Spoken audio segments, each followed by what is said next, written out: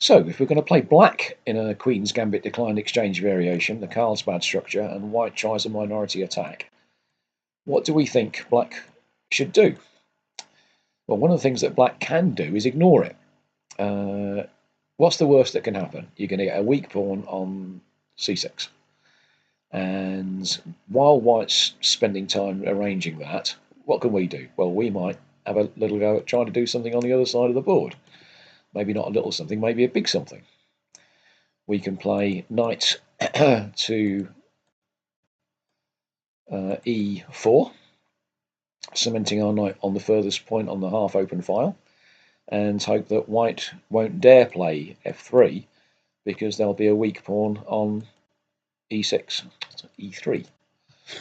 So we'll put our knight on the available e4 spot. We'll move our rook to e8. And from there, well, obviously it supports the knight, but we can do a rook lift and maybe start threatening the white king sitting on g1. So that's a possibility. You remember in the last games that we've seen, black's may well end up with a weak pawn on c6. So having a rook on the third rank, well, obviously it's defending a pawn on c6. So that's a double purpose posting of the rook there. So that's not a bad idea. This bishop on c8, we've said is a bit of a problem child in the Queen's Gambit and in so many other openings. We've seen Rossetto try and swap that off on f5. If the white queen and the white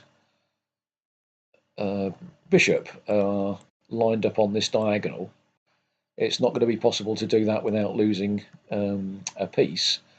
But one of the manoeuvres that black can attempt is move the rook to e8.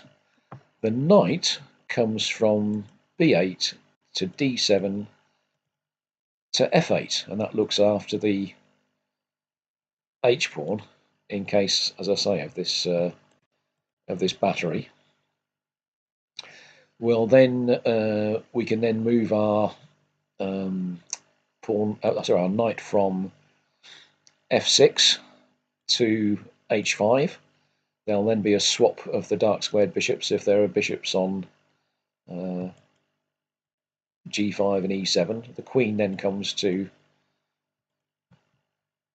e7, and then with the pawn on h7 protected, we'll protect it a little bit more by moving g7, g6. The knight on f8 can then come to e6 and g7, and this is the plan that we saw adopted by Rossetto in the first game. So the result of all that, we've got a pawn on g6 and a knight on g7 protecting f4. So these two elements protecting the f5 square and our poor neglected bishop can come from c8 to f5 and swap itself off. So that's a sort of a defensive plan for black with that bishop, and so on. So we're just going to move our pieces all across to the king side and hope to create some mischief. But on the queen side, there may be some defensive measures we could adopt. We've already seen a sort of a minimum defence. Move the a pawn to a6, which will oblige whites to play a4 if they want to play b4 and b5. And when the pawn comes to b5, we'll swap it off so that we only end up with one weakness on c6 and not two weaknesses, one on the a file and one on c6 as well. So that's kind of a minimum defence, is swap off the a pawn.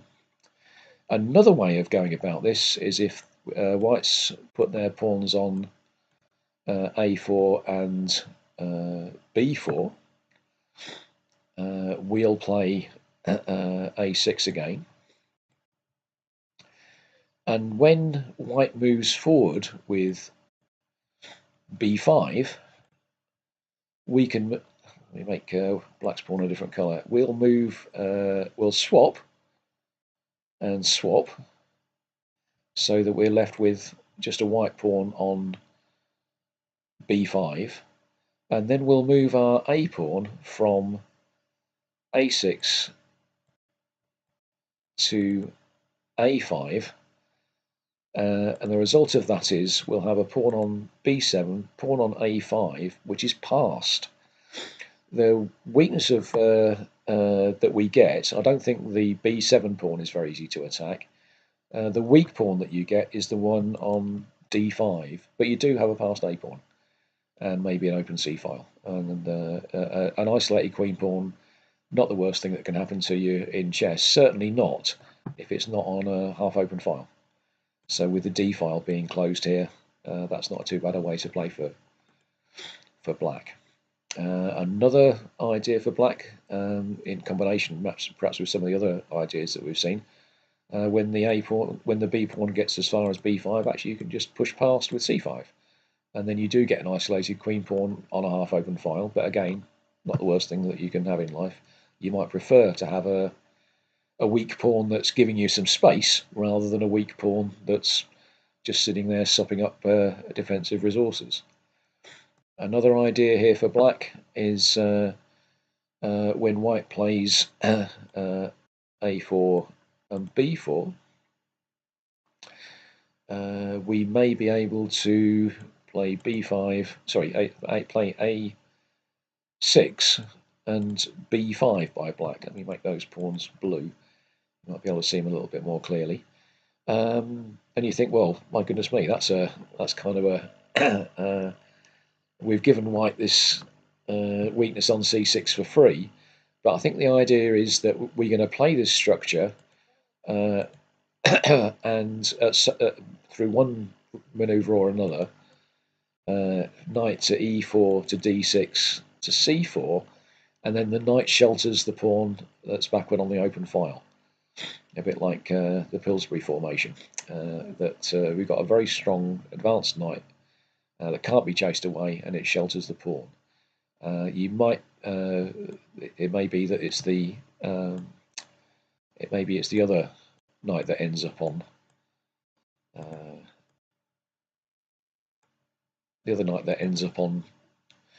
c5, either through this route or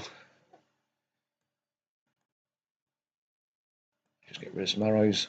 The knight sometimes comes round to c7, to e8, and then to c4. So there's some blockading plans there for black.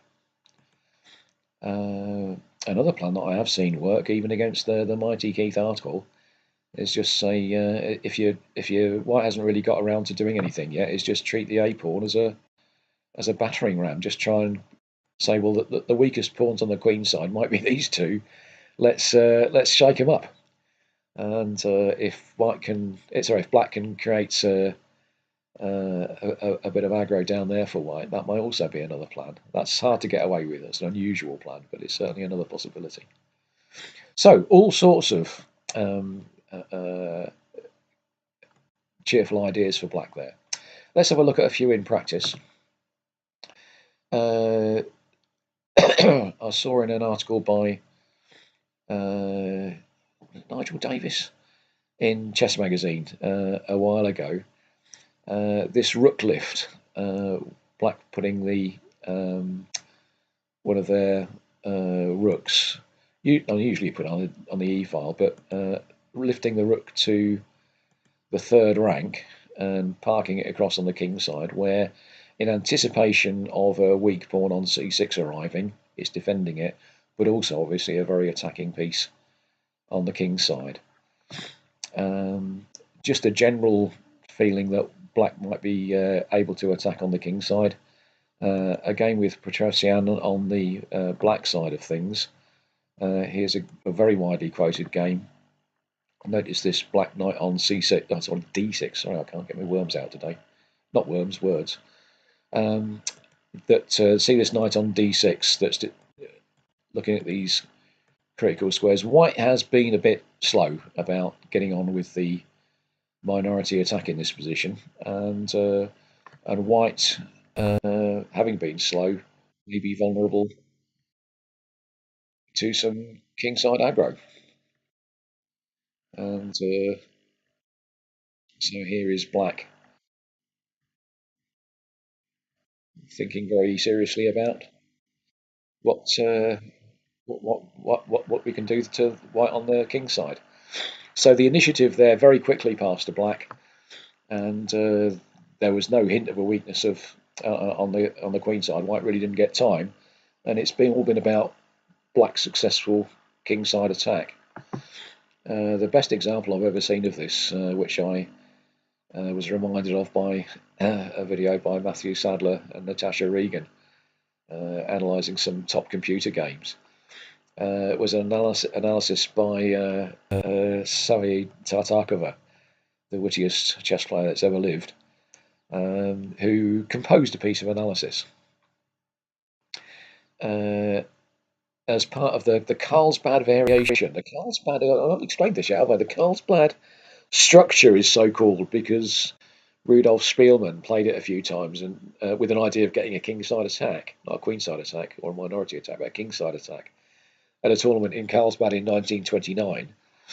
And Alekin, having played this Swiss defence against the Queen's Gambit a few times against Capablanca, people started playing this Karlsbad idea against the Swiss defence, and in that form it's known as the Karlsbad variation.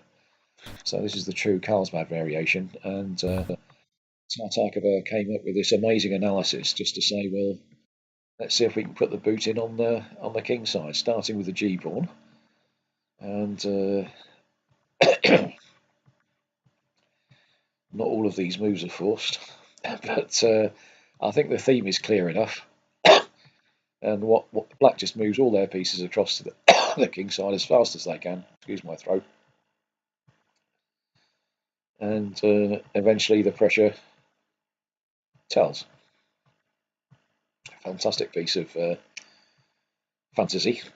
And again, black's got two weaknesses on the queen side, but they weren't really relevant because black's attack was faster and was powerful. In the notes, there's another game by Bent Larsen against Svetozar Gligoric, which is another nice example of attacking play. Let's pick it up at a crucial moment here, where again white's been successful in creating a weakness on the queen side there. But which would you rather have? A weak pawn to attack on c6, or a weak king to attack on h2 with all your pieces coming across to the king side? So there's rather a nice one. Also in the notes you can find a game by Famer against Kalifman. So here's actually not a very unusual type of position, but we've it is a slightly unusual type of position. I picked it up a bit too late. Knight e2 here. And black came up with a very enterprising move, bishop to h3. And if white takes the bishop, queen to g5 check, and checkmate. So white didn't dare take the bishop. Queen to c2, bishop takes g2, bishop to g4, and white's already facing a kingside attack, a pawn down. So this is not going well, and the game didn't last much longer at all.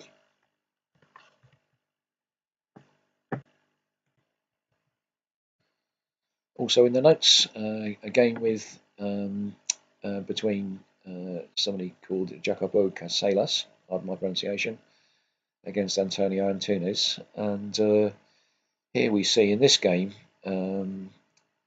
a familiar sort of queenside attack by white, and takes.